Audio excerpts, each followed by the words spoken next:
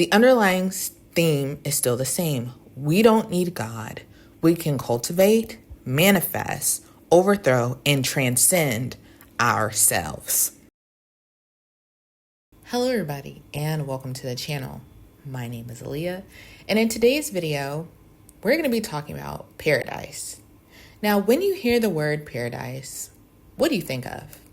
Peace, beauty, communion with God, communion with creation. Well, in today's anime, Hell's Paradise, a place called Shinseiko is described as paradise. However, all who enter it don't return. And even crazier, it's not innocent, good people that get to go to paradise. No, it is the most deplorable criminals. The most wretched people they could find. And when these criminals landed on this island, what they did not find was peace. What they found was a fresh hell. And today we're going to explore the theology of Hell's Paradise. So let's get right into the video. Here's some foundational things that you should know about Hell's Paradise based on these first two seasons. 1. Shinseiko is a beautiful island. It is lush, it is floral, it is radiant, almost divine. It ends up being an island solely dedicated to human experimentation. We have the Hoko, who were created just to observe how immortal beings function. We have the Shoshin, which teach Taoism beliefs as a system to maintain the world. So we learned that this island is not self-sustaining. It is a system that has to be maintained. Here come the Tenzin. The Tenzin are a mixture of Grandmaster Tao and Flower Tao. Now, an important thing to know is that in this world, Tao is considered the essence of life. And the Tenzin has spent thousands, or at least 1,000 years, mastering Tao.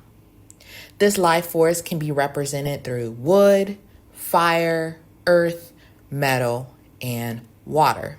And the ultimate goal of this island and the Tenzin is to be able to turn the mainland into Tao that can sustain them for the rest of eternity.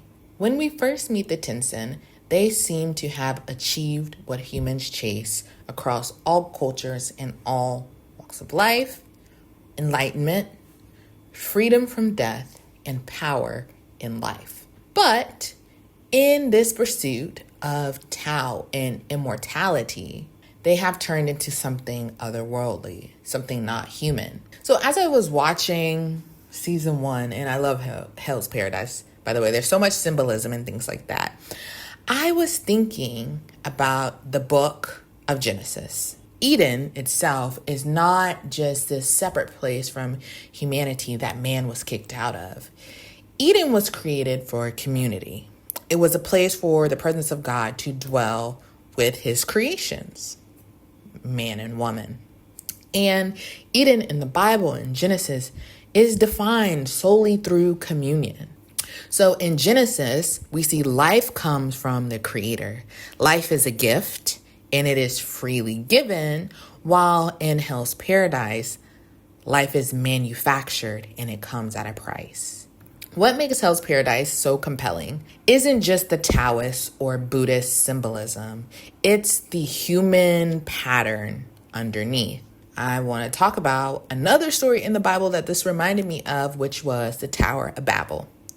You see, after the flood, people gathered around and said, hey, whatever that was, we don't ever want to go through it again. We were decimated.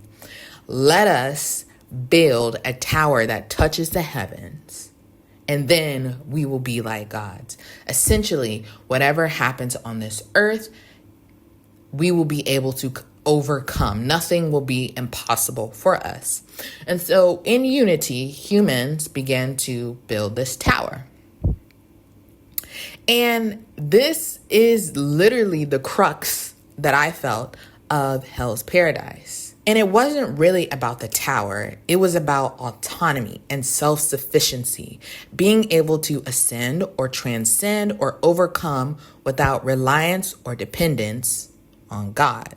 And it's the same thing here in Hell's Paradise.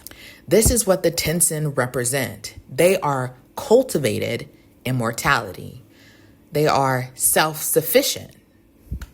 In Hell's Paradise, there is no mention of God, only mention of Tao. So, in order to cultivate Tao, they engineered a type of paradise. And unfortunately, it ends up becoming a perverted version of the Garden of Eden. The underlying theme is still the same. We don't need God. We can cultivate, manifest, overthrow, and transcend ourselves. If I was to take away something from this video, I would just say that Hell's Paradise exposes that we as humans are dependent beings. We depend on our systems, we depend on each other, and there's no way around that.